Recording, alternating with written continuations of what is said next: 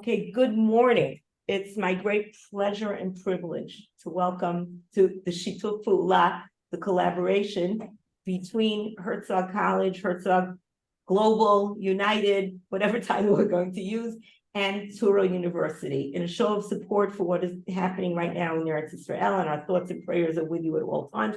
We are honored to bring Dr. Yael Ziegler in to discuss the pedagogical role in good times and bad of teaching Torah. And I'm going to turn it over now to Dr. Schellenberger. Thank you so much, Gita. I'm Schellenberger. I work at Herzog College, at Herzog Global, and it's a pleasure and an honor to have been invited to participate in the Touro College Educators Conference. We had hoped actually to be there and to send someone in person, but given the current realities, I trust that everyone understands why we're doing this on Zoom rather than in person. I know that Dr. Ziegler has children who are currently serving, as do I, which is since I'm now also grandparenting, so I'm not sitting in an office. I'm sitting in my son, who's down on the border in Gaza. I'm sitting in his house where my wife and I are grandparenting. It was important to me that the presentation today not only focused on the bad times, but focused on good times as well. I think it is essential that if someone believes, if a teacher, if a school believes that Israel is important to Am Yisrael, that Israel should be in their classroom all the time, not only when things are bad, and not only to say Tehillim, but to understand that our texts, the Torah, the Tanakh, are grounded in Eretz Yisrael, and the stories are Eretz Yisraeli stories. Michlelet Herzog and Herzog Global specifically work throughout the year to have materials that should respond to classroom needs of teachers. Maps, diagrams, those kind of things are all online. And especially I'll point out that aside from this single lecture, that Dr. Ziegler is also scheduled to be giving an entire semester course on teaching Tanakh. And I suggest that people just Google Herzog Global. You'll find many of our materials, and you will find also the opportunity to register and participate in Dr. Ziegler's course. So thank you again for having us, and thank you, Dr. Ziegler, for agreeing to do this presentation. I will hand the floor over to you. Okay, I'm just gonna put on my PowerPoint. Okay. All right.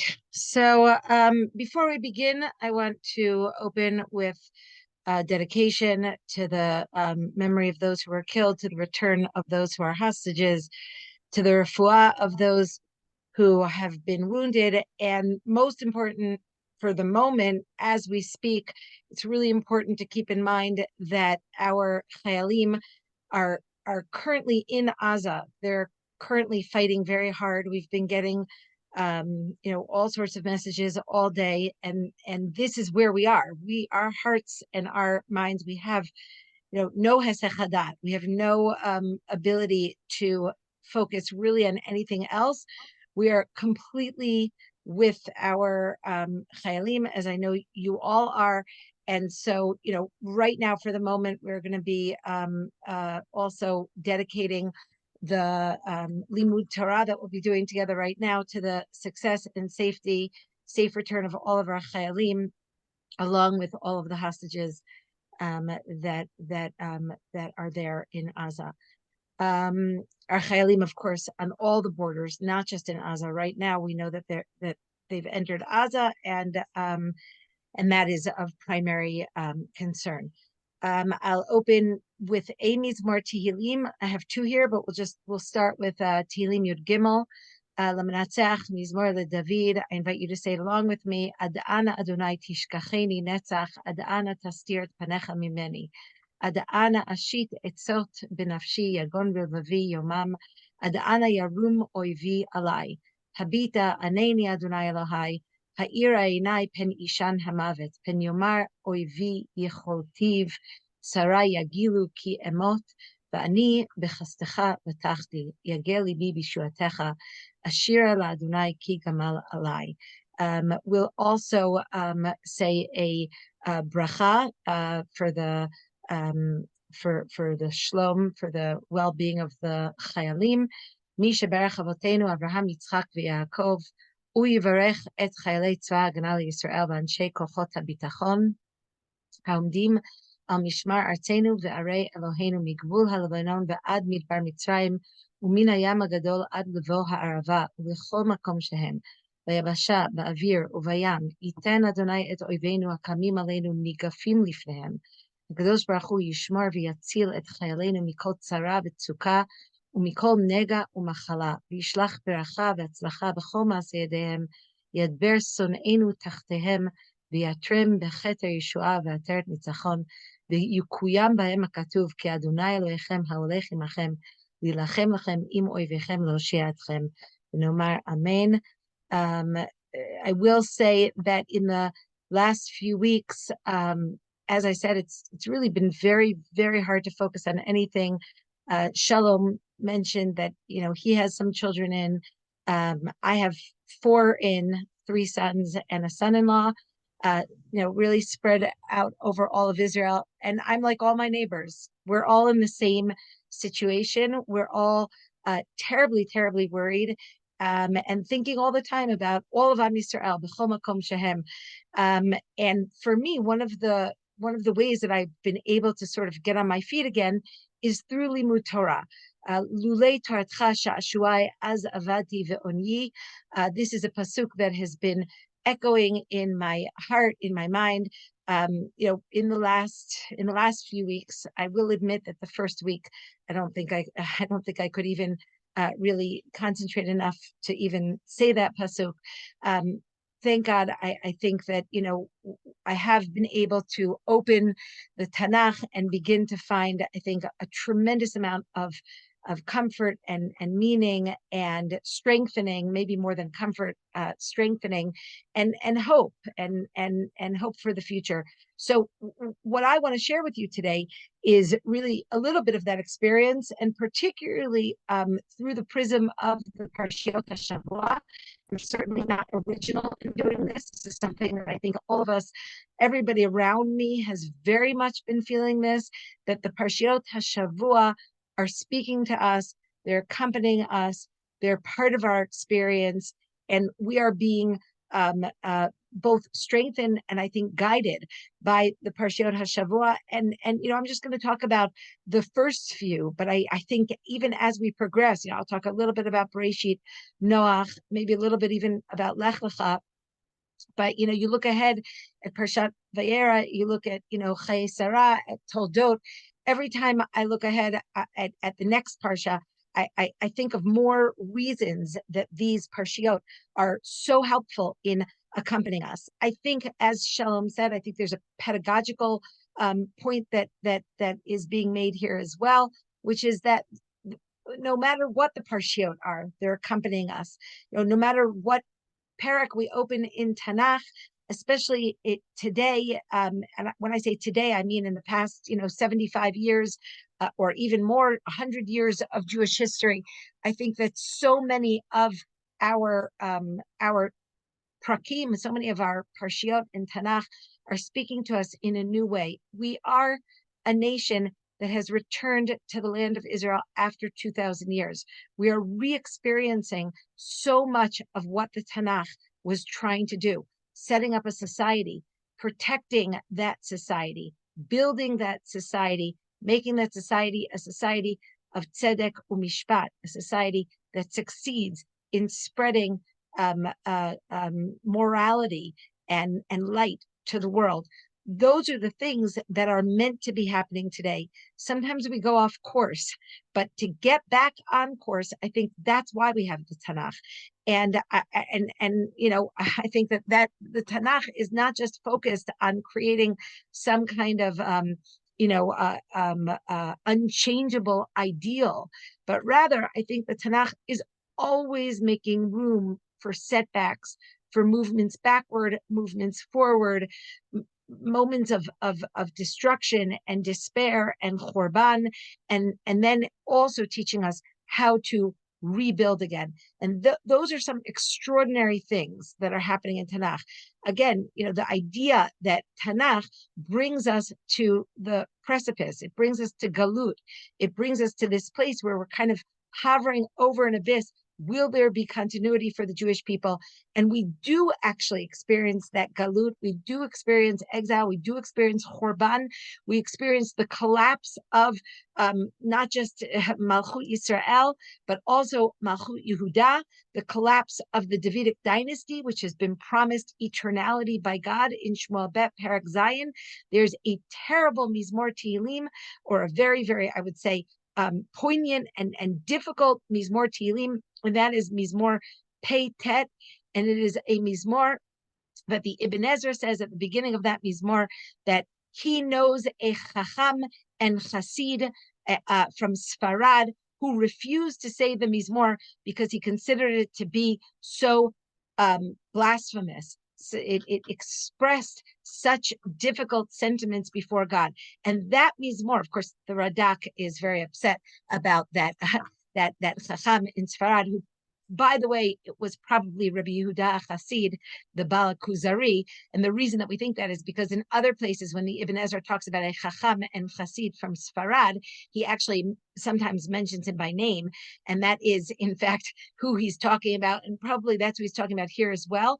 But what is it that is so troublesome about that Mizmor? Well, that Mizmor is a Mizmor that is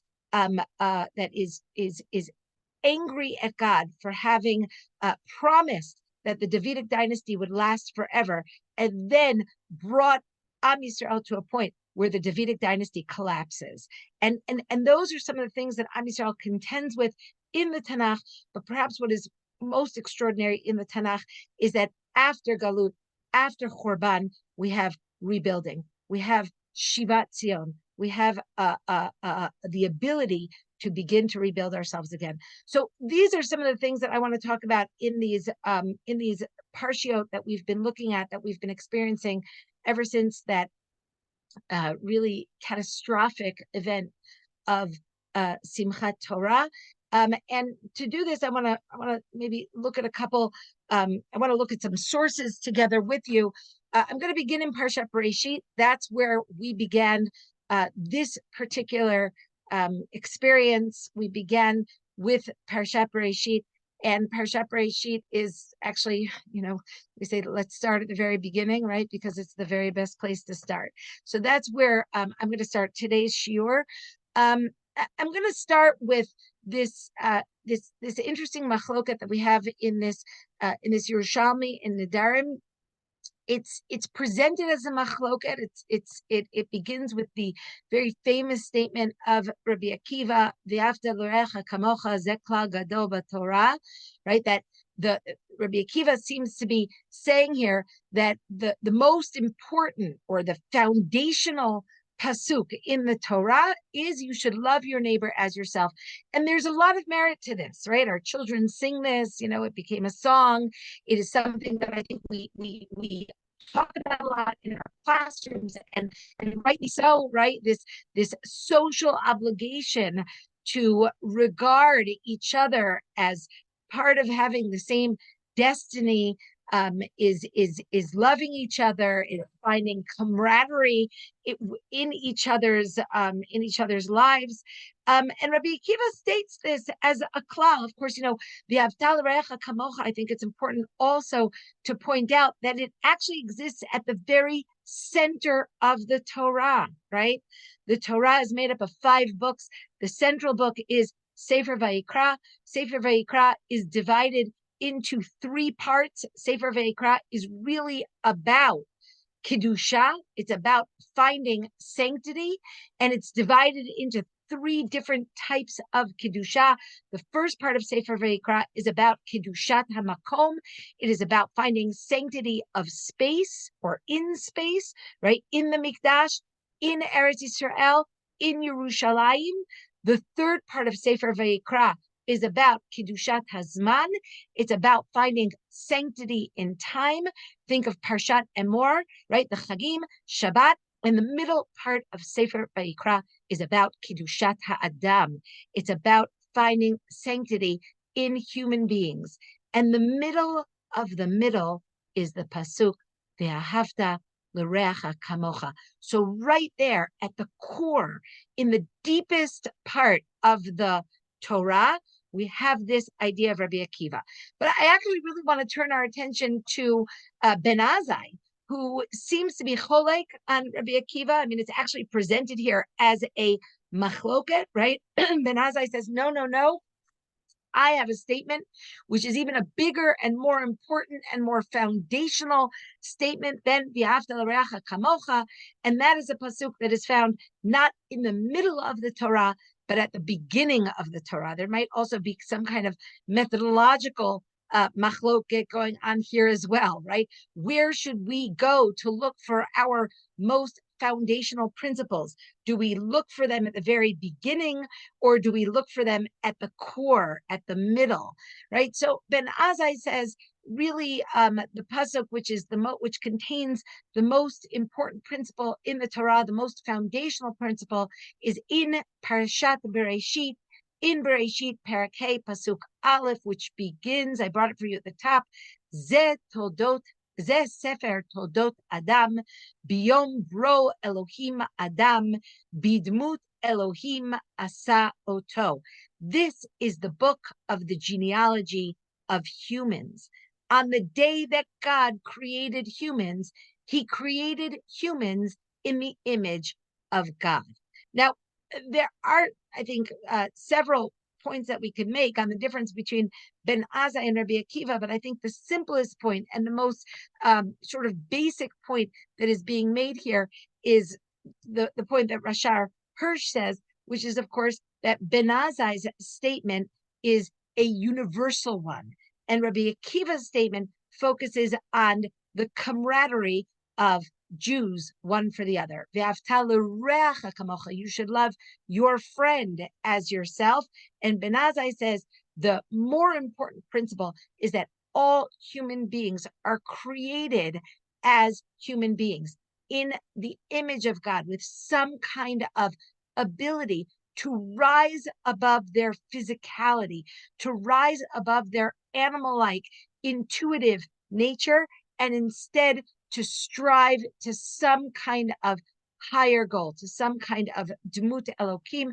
Of course, we have in Perek Aleph, in the creation of the world, when human beings are created, they're created there, B'Tselem Elokim, once again, in some sort of image of God.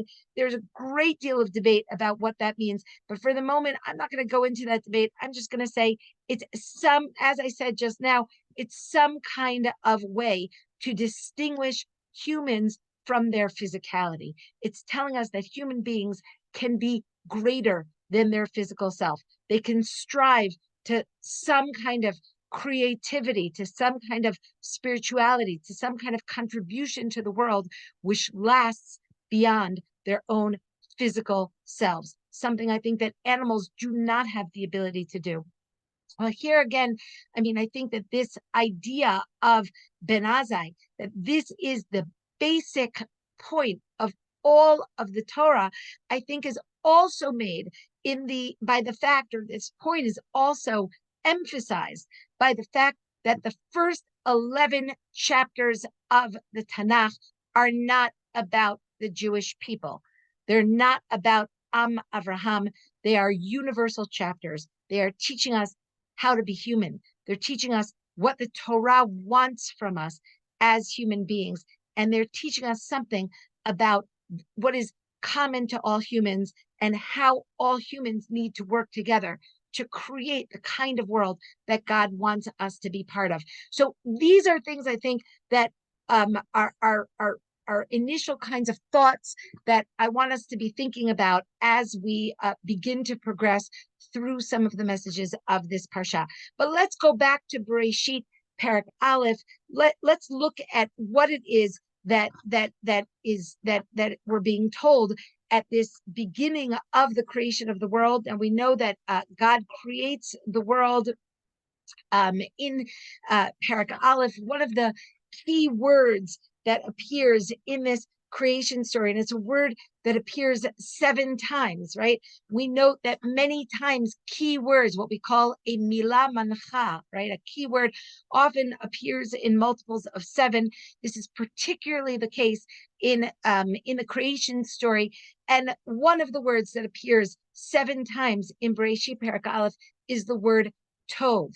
What we are being told is that God creates the world not in order to create, but in order to make a good world. It's not enough for us just to realize our Tselem Elohim by creating something. We have to then assess that thing and make sure that it is good. We should not create creatures which bring bad, right? I always think at this point of Alfred Nobel, right? The founder of the Nobel Prize, who maybe some of you know.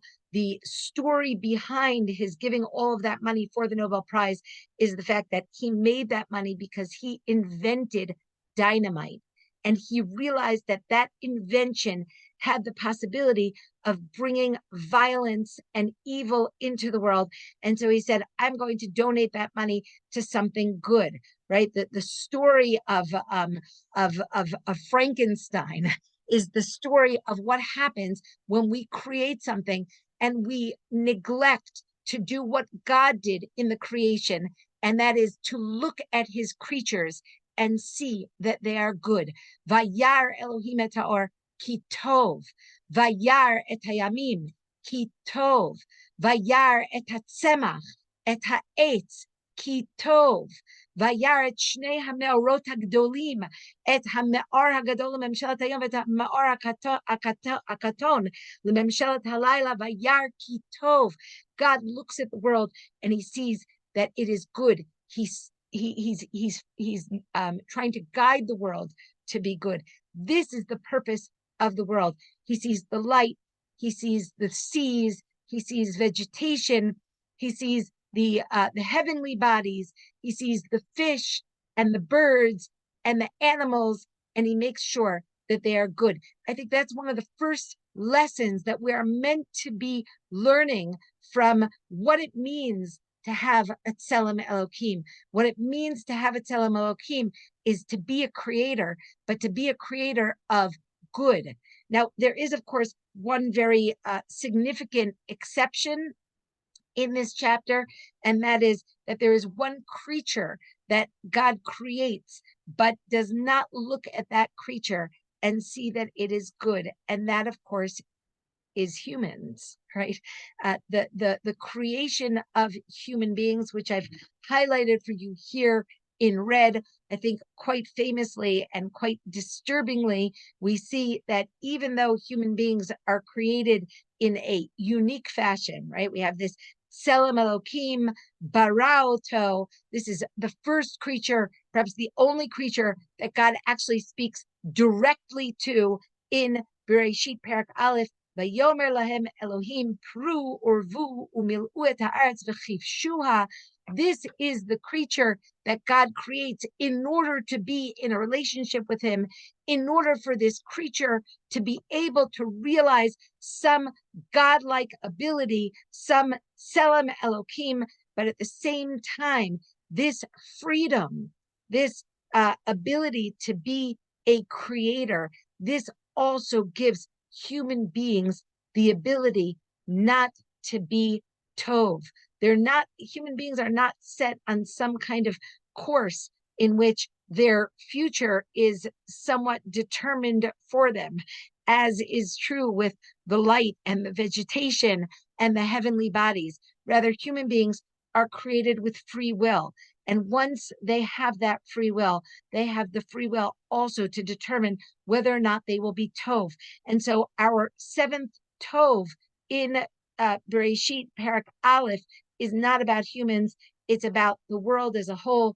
Vayar Elohim et kol asher asa v'hinei tov me'od v'yi'er v'yivoker yom hashishi. God sees that the whole world is good, but in fact, The jury is out on human beings.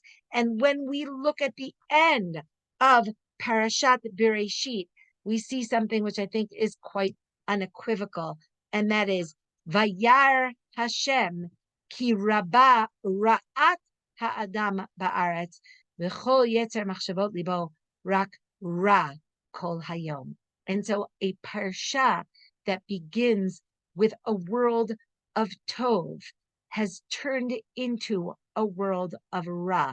And this, of course, leaves us on the cusp of the destruction, on the cusp of the flood, the Mabul, because God is now going to have to uncreate that world, which has turned from good into bad so easily, right? So this, I think, is, are some sort of basic ideas, some basic thoughts that we have in Parshat Bereshit.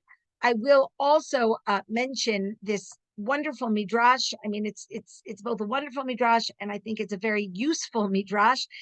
It's a midrash that I find gets a lot of mileage, right? There's you can really use it to open a lot of discussions, and it's the midrash which is contending, of course, with the plural form of God creating humans. Naaseh Adam b'tsalmenu kidmutenu. Who is God speaking to when he says, "Let us make humans"? Right? And the midrash, this midrash explains that before God decided to make humans, he consulted with his angels. And there was a great debate, right? The creation of humans was not without its detractors, right? There were plenty of people who said, this is a super bad idea. Turns out maybe they were right, right? That's certainly what the end of the Parsha indicates to us. God consults these angels, and some of them say, yes, good idea. And some say, that is a terrible idea, right? So who says it's a good idea? Chesed. Look at the fifth line here. Chesed Omer Yivra. Chesed says, yes, indeed, you should create humans. Shehu Gomel Chasadim, right? This is certainly something I think that we've seen a great deal of in the past 3.5 weeks, a tremendous amount of chesed, an outpouring of chesed from all over the world. And that certainly is something which speaks to the good of human beings, the reason to create human beings. Well, along comes emet, right? Truth, and says, al yivra, do not create humans, shekulo shkarim, because human beings are just suffused with lies. We've seen a lot of that too. I won't go into detail there. Tzedek comes along and says, yivra shu oset tzedakot. Certainly you should create humans because human beings will do a lot of righteousness. But along comes shalom, peace, and says, al yivra dekule ktata, right? You should not create humans because human beings are suffused with conflict.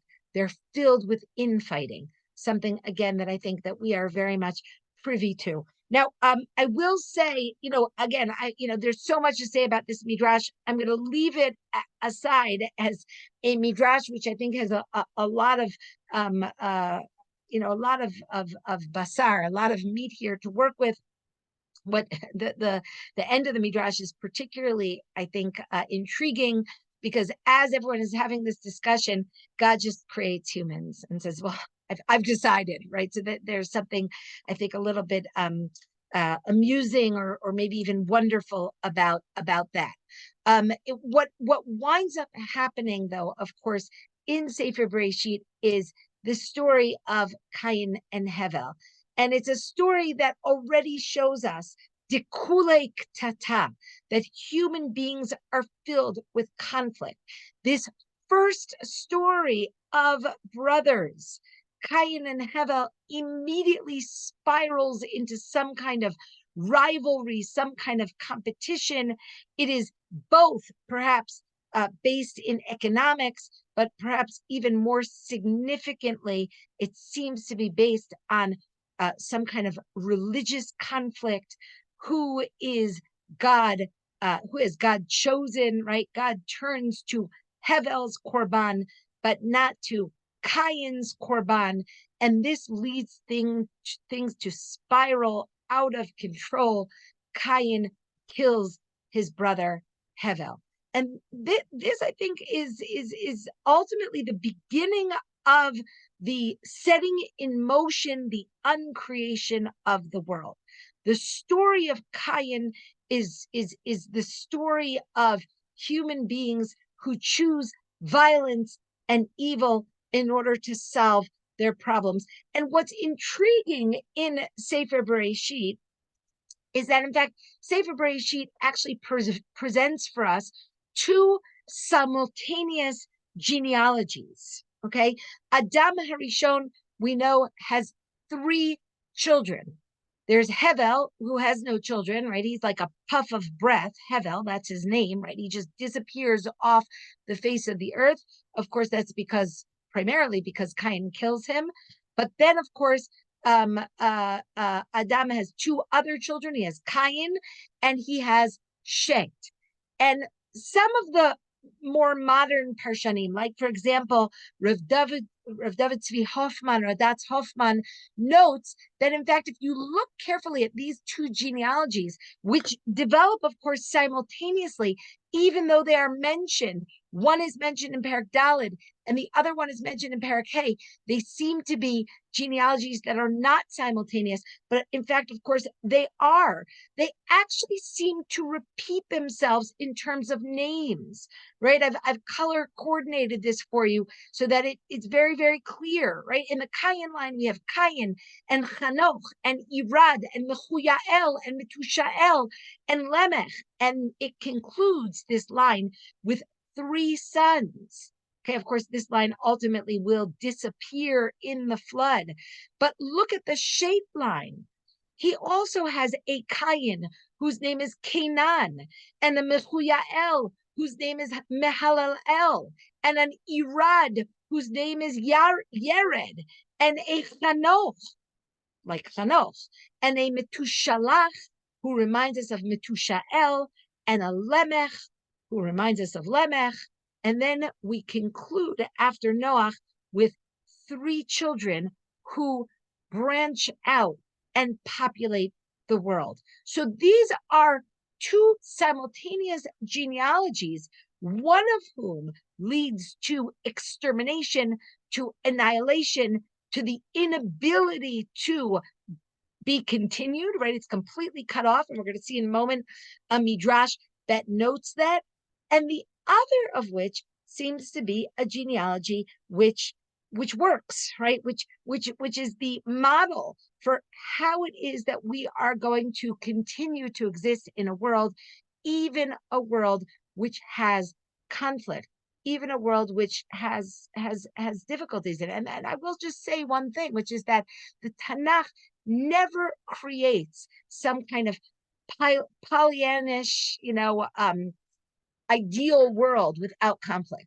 You might expect it, right? It was something that I think that I was a little bit struggling with after when, in Parshat Noach, after the recreation of the world. And something I think that we do have to be thinking about a little bit is, why wasn't the world that was recreated a perfect world, right? Why wasn't it a world where everything worked? Because when Noach comes out of the ark, when he comes out of the teva, things don't seem so glorious. There's still conflict. And there's conflict between people, and there's conflict within families.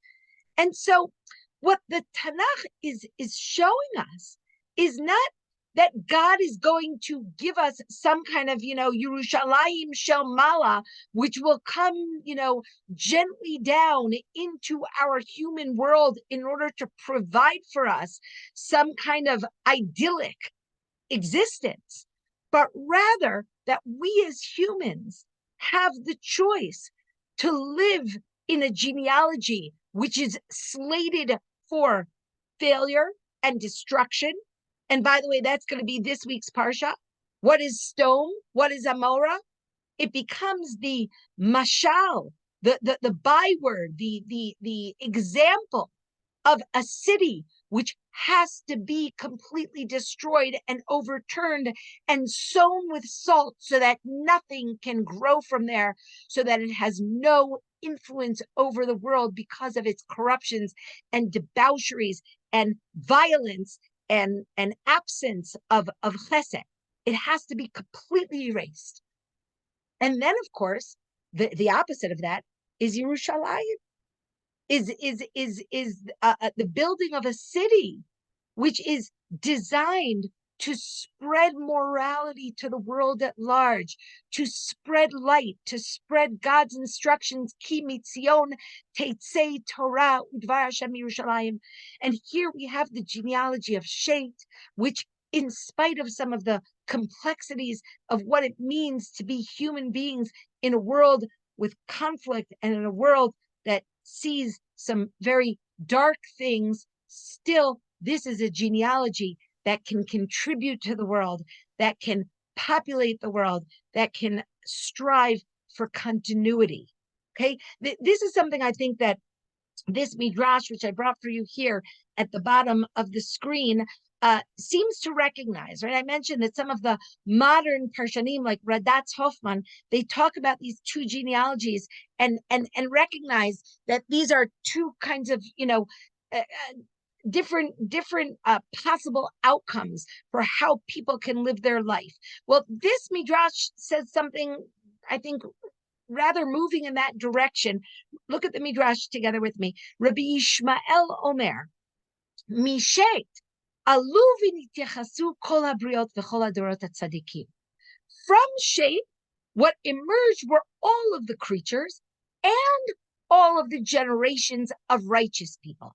Now, again, from Shet also emerged not righteous people, and some of whom will eventually be slated for destruction, like Stone, like Canaan. But that genealogy is a genealogy that can produce continuity, and I'll explain why in a moment. But look at the Midrash. The Midrash goes on and says, "Umi Kain," but from the genealogy of Kain, alu v'nityachasu kol dorot harishaim haposhim v'hamordim shemardu b'makom. From Kain came all of the evil generations, and we're going to see in a moment that they're going to be slated for destruction. What is Kain? What do we know about the genealogy of Kain? Why does Kain become the example of a line that ultimately is slated for annihilation, is doomed to total destruction? I think the answer, which is, again, we're talking about a very, very laconic parak in Tanakh, a very kind of brief description. But one thing we know is that this genealogy, it begins with a man who uses violence to solve his problems, and it concludes with Lemech, who celebrates killing, violence, murder. What is it that Lemech says? He says to his wives, Ki ish haragti lefitzi v'yeled lachaburati. I have slain a man by wounding him, and a child by bruising him. Okay, this is like, you can reinterpret, as some of the Parshanim have done, you can reinterpret this pasuk or interpret this pasuk in all sorts of ways. But I think at its most basic understanding, this is a wicked boast about how one delights in his own bloodthirsty power. This boast, it shouldn't surprise us. There are still people like this on the face of the earth. Unfortunately, we are encountering them all the time. And I don't just mean the people who directly were involved in the killings of Simchat Torah. I'm also talking about those people who see fit to celebrate it. This is the kind of behavior that ultimately dooms these people out of existence. They cannot live in a world where God has created in order for people to recognize Zeh Sefer Toldot Adam Bidmut Elohim Bara Oto. That's the founding principle of God's creation. Now, Shadal points out that right before Lemech makes his, kind of bloodthirsty proclamation, his son Tuval Kayin invents metalworking. Lotesh kol choresh nechoshet uvarzel. He teaches people how to use sharpened tools that cut copper and iron, right? And Shadal points out that the reason that Lemech is celebrating is because his son gave him the ability to use weapons in his quest for violence and power and success. I will just point out that, of course, there is another use for metal as well. One can use it in order to improve the world. We can take all those weapons and beat them down and into plowshares and use them for agriculture. All inventions have the possibility of being tov or being ra. The problem with the genealogy of Cain is that they seek to dominate the world, not in order to bring tov, but in order to bring ra. And Rashar Hirsch notes that what they have forgotten is kavod ha'eloki shel ha'adam, the human dignity of people, which is rooted in the fact that they are created in the image of God.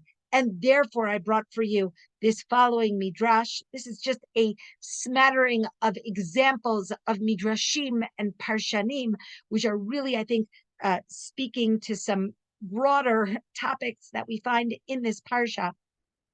This midrash tells us that everybody in Cain's line, all of their names indicate that they are slated for annihilation. Irad is called Irad because Ordan ani min haolam, because I will drive him out of this world. Mechuyael is called Mechuyael because Mochan ani min haolam, I am erasing him from the world. Metushael is called Metushael because Matishan ani min haolam, I'm plucking him out of the world. Lamech, why is he called Lamech? Because of the word lama.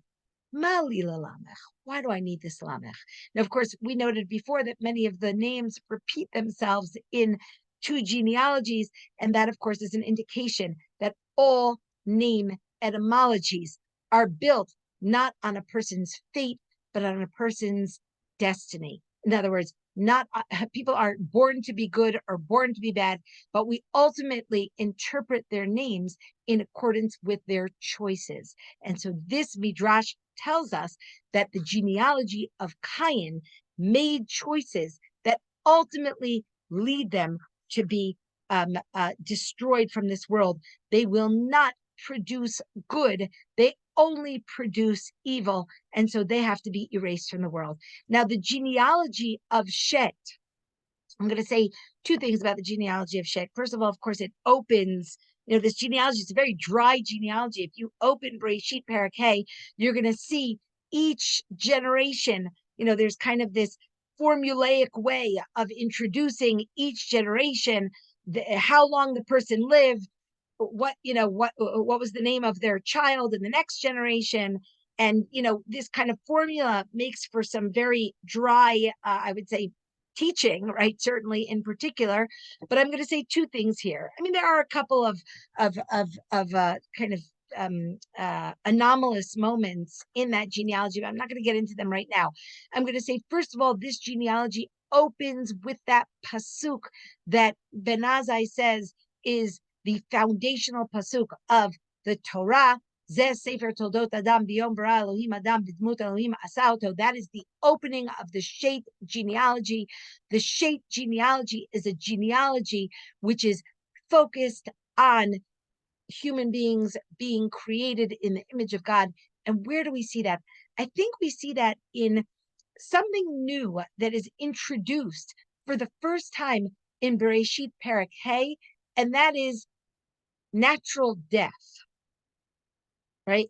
We've had the murder of Hevel, but suddenly we have death being introduced into the Torah. At the end of each generation, we're told, Vayamot, Vayamot, and he died, and he died. What is the proper response to mortality, to the fact that we as human beings live in a world in which our days are numbered? And the answer seems to be Vayoled Banim Uvanot. The proper response to death is to bring more life, because someone who truly appreciates the Tselem Elokim, the fact that other human beings are born to do great things, to rise above their physicality and try to create a world which is meaningful and eternally lasting, and somehow intuits our lives in serving God, in trying to bring kedusha, in trying to bring sanctity into the world. Anyone who truly sees other human beings in that way wants to bring human beings into the world, wants to populate the world. The Kayin line wants to subdue other humans, to use power and violence in order to set himself above human beings. The only way to do that is by not seeing the Dmut Elokim in other humans. And the shape line sees the Dmut Elokim, and therefore the response is procreation. The response is to populate the world with human beings who are destined, who are designated to bring, not destined, but designated to make the world a better world. Okay, I want to turn our attention to Noah. What happens when God decides that the world has to be uncreated? The world is not living up to its responsibilities, and therefore God says the world is filled with Hamas. I don't think that anyone who sat in Shul on Parshat Noach this year didn't notice that pasuk. It's the very beginning of Parshat Noach.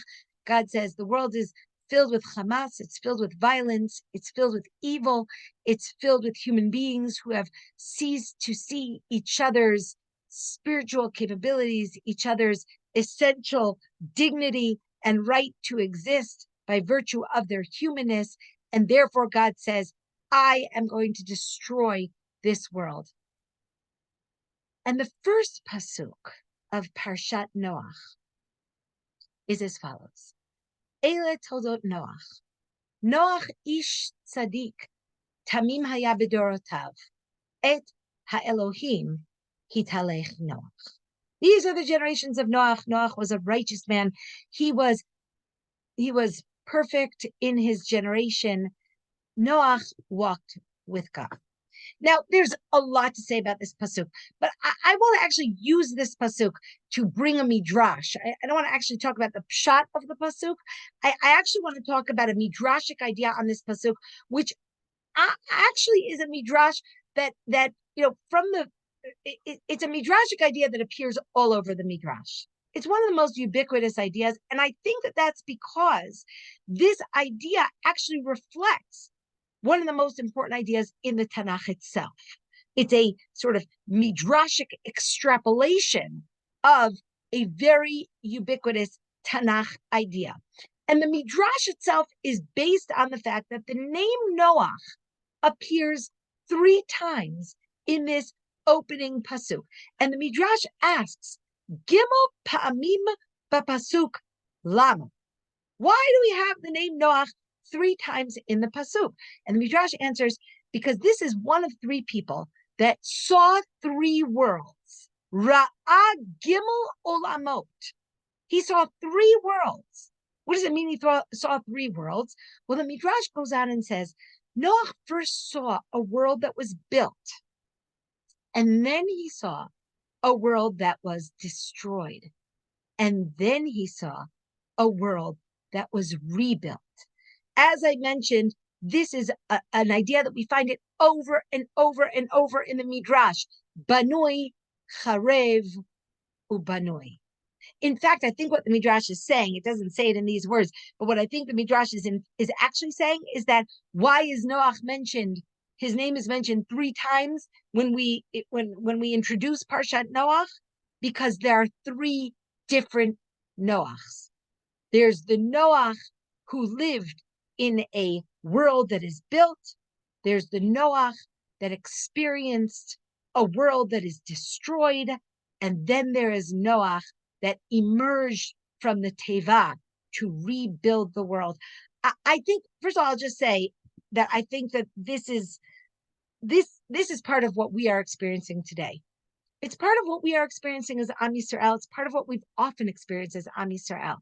It tells us, first of all, that we have the ability to rebuild. Am Yisrael and human beings in general are given the resilience to emerge from destruction and rebuild. I think it's true about, the three people that are mentioned here in this Midrash are Noah, Daniel, and Eov. Why these three people? Well, there are several reasons. One of which is because these three people appear juxtaposed in a pasuk in Yechezkel Parak Yudal. Noach, Daniel, and Eov. What are they doing there together? So this Midrash wants to suggest, because all three of these people saw a world that is built, unbuilt, and rebuilt. But I want to add something to that. I want to suggest that each of them experience it in a different context. Noach experiences it in a universal context. He sees the whole world, built, unbuilt, rebuilt. Daniel experiences it in a national context. He sees Yerushalayim before it's destroyed, then he sees Yerushalayim destroyed, and then he sees Yerushalayim rebuilt. That's what the Midrash seems to be suggesting here. We don't actually see that in Sefer Daniel, but that's what the Midrash is suggesting. And the third one, Eov, he experiences this in an individual context. He sees his own world, which is thriving and successful and prosperous and filled with joy and light and optimism. And then he sees his whole house and his whole life come crashing down on him. And then he begins to rebuild. Now, I think that the promise of this and the hope that this gives us is extraordinary. Rabbi Jonathan Sachs says that the difference between optimism and hope is that optimism is belief in a world that is good, and hope is the belief that I can make the world good. And I think that that's what we're seeing here. We're seeing that there is hope, that when you emerge from the Teva and you reemerge in a world that needs to be rebuilt, you know that you have the tools, that you have the possibility of doing that.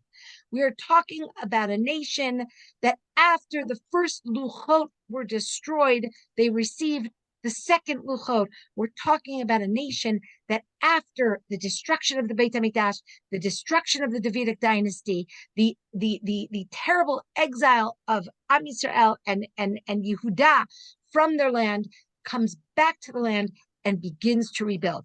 Not everybody comes back. The rebuilding doesn't always go as planned. There are certainly difficulties and challenges along the way, but we can rebuild. We have the ability to rebuild. We're talking about a nation that emerges from the Holocaust, from the total destruction of European or Eastern European Jewry, and 3 years later declare a Jewish state for the first time in 2,000 years.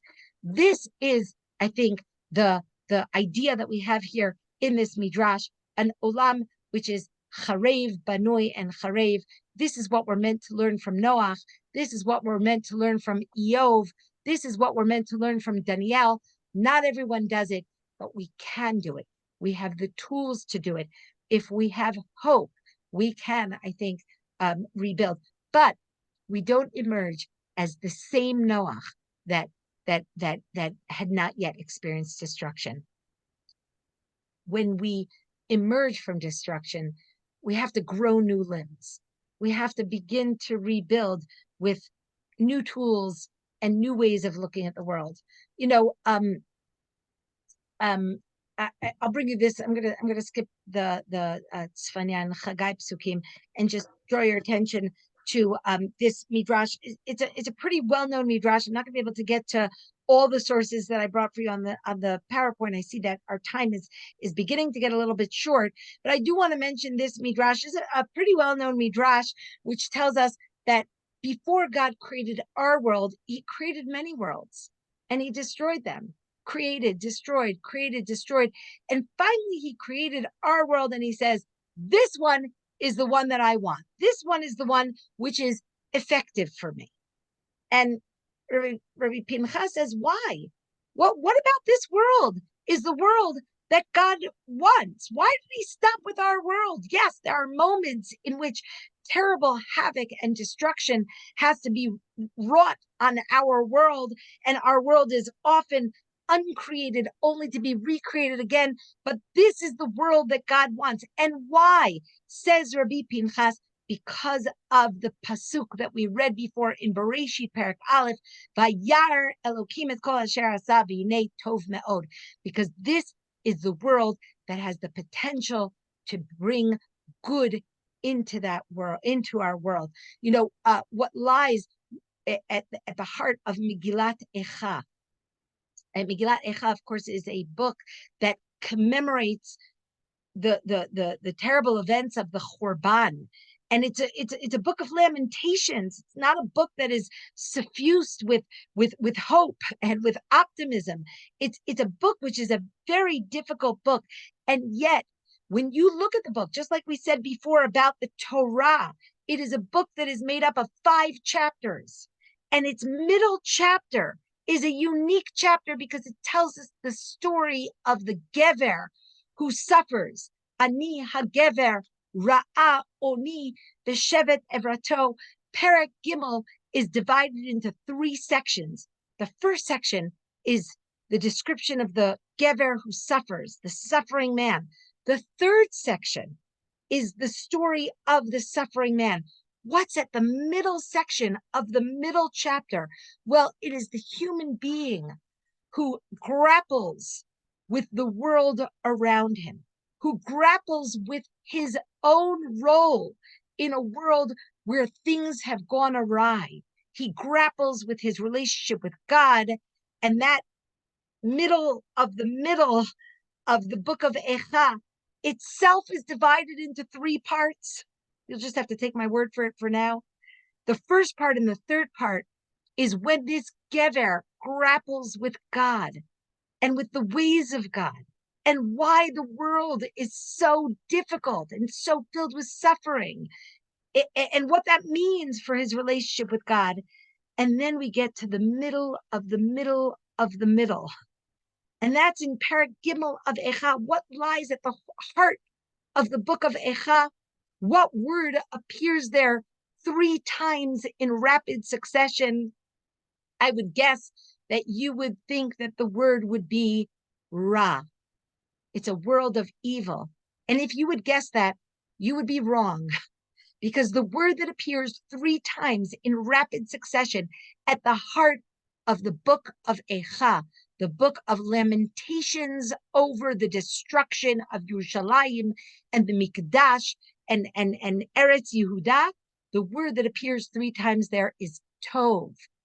Tov, Tov, Tov Yachil v'dumam l'tshuat Hashem.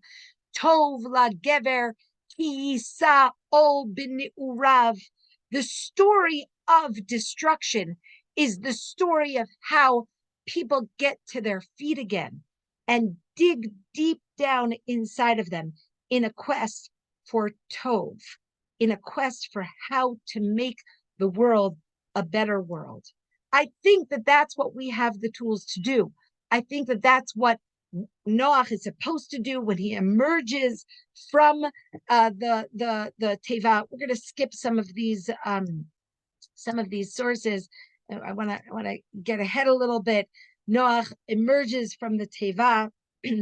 God, of course, tells Noach, one of the things that he tells Noach here at the bottom, the second to last line here, Shofech dam ha'adam ba'adam damo yishafech ki b'tselem Elohim asa et ha'adam, right? God is giving Noach the formula for how to rebuild. How is he meant to rebuild? Of course, by not being like the Cain line, by not being someone who disregards the Tselem Elokim, the godliness of every human being who stands across from us. Shofech dam ha'adam, ba'adam damo yishafech. And by the way, what I brought for you here in God's instructions to Noach, when he emerges from the Teva, I brought it here in a chiastic structure, right, which is a structure that is used a lot in Tanakh. It actually, this pasuk, shofech dam ha'adam, ba'adam damo yishafech, is a chiastic structure, A, B, C, C, B, A. You see it there, right? So this broader structure matches the words shofech dam ha'adam, ba'adam damo yishafech, ki b'tzelem Elohim asa et ha'adam, with the permission to eat animals, right? Most Parshanim think, and the Gemara thinks, that really when human beings were created in Bereshit Perek Aleph, they were meant to be vegetarians. They were not meant to eat animals. Why then, when Noach emerges from the Teva, is he specifically told, animals, lachem yeh le'ochla? Because there's a huge difference here that is being drawn between the world of animals and the world of humans. They were created on the same day, but animals don't have a Tselem Elokim. Animals can be used for food when need be. Human beings are set apart from animals, and of course, what surrounds this whole structure is pru'ervu, the sheit morality, how to create a world that values human beings, how to create a world that perpetuates human beings so that we can create a good world. Okay, I'm going to skip this pretty screen with the rainbow. And I'm just going to say one thing about Noach emerging from the Teva. And I alluded to it before, and I think it is a very significant point, and that is that when Noach emerges from the Teva, he has not arrived at a less complex world, right?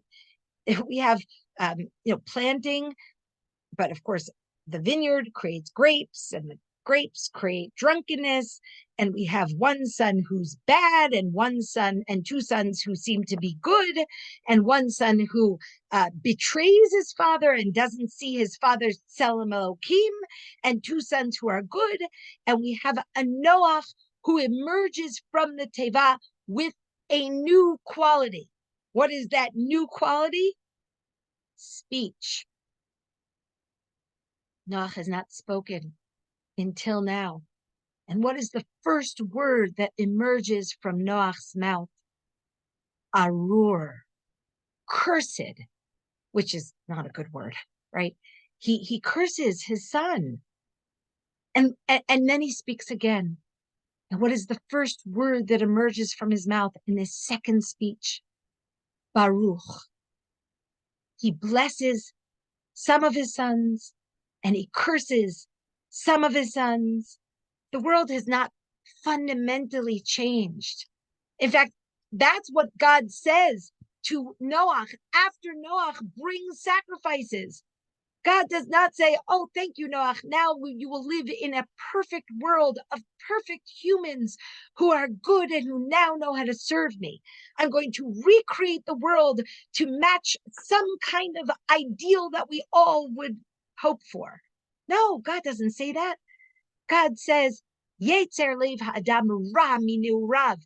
Human beings will always have the capacity to bring ra into the world. The world will not fundamentally change. Winter will still follow summer, and night will still follow day. There will always be bad in the world. This midrash here has God saying, Amar HaKadosh Baruch Hu, Ad matai yeheh ha'olam mitnaheg ba'afela? For how long will the world be shrouded in darkness? Tavo ha'ora, let the light come. And that's why God says, Yehi or. Who is that or that God brings into the world in order to try to banish the darkness? Ze Avraham. Vayikra Elohim la'or yom, ze Yaakov. Lachoshech kara laila, ze Esav. But there's still darkness. Vahi erev ze Esav, vahi boker ze Yaakov. I'm not talking about specific individuals. I'm talking about those people who choose to bring light into the world, and those people who choose to bring darkness into the world. They will always be there. The Midrash says that the world, Bereshit bara Elokim, in the beginning God created the world. That is a world of banoi. And then the pasuk tells us, Va'aretz hayta tohu v'vohu, that world was filled with chaos, v'choshech al pnei tehom, and there is darkness. Who is meant to banish the darkness? Who is meant to create a world of light? That is Am Avraham, Vayomer Elokim Yehi or. Am Avraham is there in order to create a world of light. We are the story of the Mabul, the story of the uncreation of the world, kind of reappears at the beginning of Sefer Shemot, when we have the story of the infant Moshe, who is born into a world of darkness, a world where immorality reigns, a world where people decree death on innocent babies, and Moshe is placed into a teva, into an ark. We only have 2 arks in Tanakh, and he's placed into the teva so that God can uncreate the world of Egypt, which is a world of darkness. It's a world of evil. It's a world that has been corrupted by its own immoralities.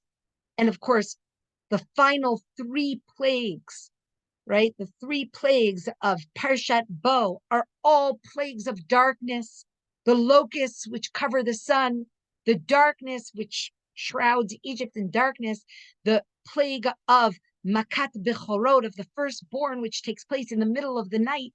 What we are being told is that Egypt is being left behind in the darkness that has emerged from its own soul. And the last one out of Egypt gets to turn out the lights.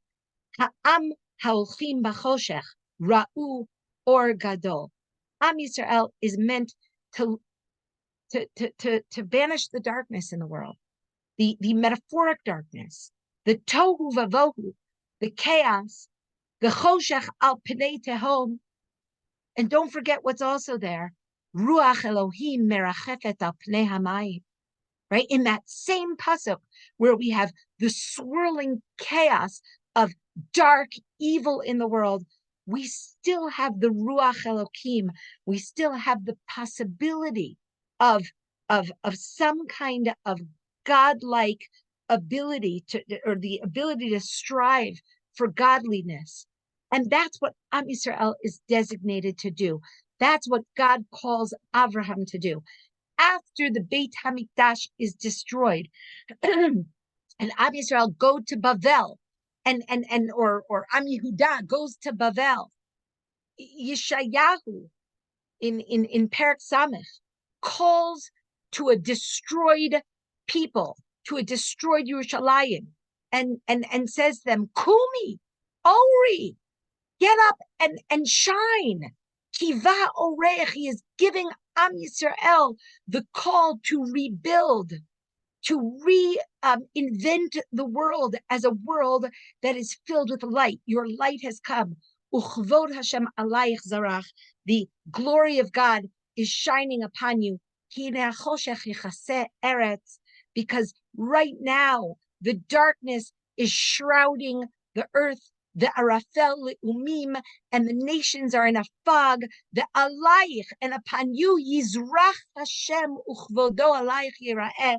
right? We're told that Moshe, when he is born, right? The pasuk tells us that his mother sees him, Vatera to kitov, who his mother sees him and he is good, which is a very peculiar thing for the pasuk to say. What mother doesn't see their child as good, right? What the Midrashim here and the Parshanim here try to understand, what was it that she saw? And there's a wonderful midrash, which is a very well-known midrash because Rashi brings the midrash, and all the best-known midrashim are the ones that Rashi brings, right? And the midrash tells us that when Moshe was born, the house filled with light. Vatera oto kitov, vayar Elokim kitov. God sees the light and it's good. It is a recreation of the world as a world of light. It is preparing us for Moshe's destiny to lead Am Yisrael out of a place of darkness and towards the Torah, towards God's morality, towards the ability to spread God's light into the world. I said before that Stone is slated for destruction. Stone has to be destroyed because it is a place which contributes nothing good to the world, as opposed to Yerushalayim, which is meant to be the place where Ki Mitzion Tetzei Torah Udvar Hashem Yerushalayim. We did not get to Parshat Lech Lecha, but our time is out. There's so much more to say, but these are some of the things. You look at some of these early parshiot, and you really see so much of, what is the destiny of humankind? What is Am Yisrael's particular contribution here? What kinds of societies are unable to exist, are considered to be societies which can't contribute to the world? What is the society that is meant to contribute to the world? What is our role here? I think these are some of the things that have preoccupied me in the last few weeks, and some of the things I think that give us the strength to emerge from the Teva and to see the world that has been destroyed, and to have the koach, to have the strength and the resilience to emerge changed, but able still, like Noach, to rebuild the world. So I'll conclude with that thought. If I know that Amichai wants to say a few words. If there are questions, I'm happy also to answer questions. Although I think that there's only really a minute left, so maybe I'll turn it over to Amichai to say a few words. So thank you, Yael, very much. I mean, I will just say a couple of words here, and then if anybody has questions, I'm sure we can go over time, maybe a couple of seconds. So first of all, I already understand Shalom Berger introduced before and was talking about the course that Yael is going to give through Herzog Global. It was unfortunately delayed by a few weeks because of the situation, but we are planning to have it very soon. I just put a link in the chat, and you can just to Google Herzog Global, Yael Ziegler, and find the course, which is about teaching the book of Shmot after we finish Bereshit this time. And two more things. One is that when we woke up on the second day of the war and we were thinking, what could we do to help teachers around the world? And we put together a few resources. Again, you could look for crisis resources for teachers on our website. And we will put a recording, God willing, of this session. And also one more session, which we're planning for Sunday afternoon, by Rabbi Menachem Liptag about teaching tefillah in troubling times. So that's planned for Sunday afternoon, 1 p.m. Eastern time. So if anybody wants to join us there as well, we'll put a recording also, and it'll be live on Sunday. So if anybody has questions for Yael or any other questions, and I'd like to thank Gita and all of the Touro University people for inviting us and for having us. And God willing, next time in person. In Yerushalayim, not in Brooklyn. Amen. Thank you so much. I'm going to end the recording now. Thank you all for joining us. If you would like a link to the recording, reach out to Herzog. Amichai, to whom? Herzog Global. Email us, herzogolami@herzog.ac.il.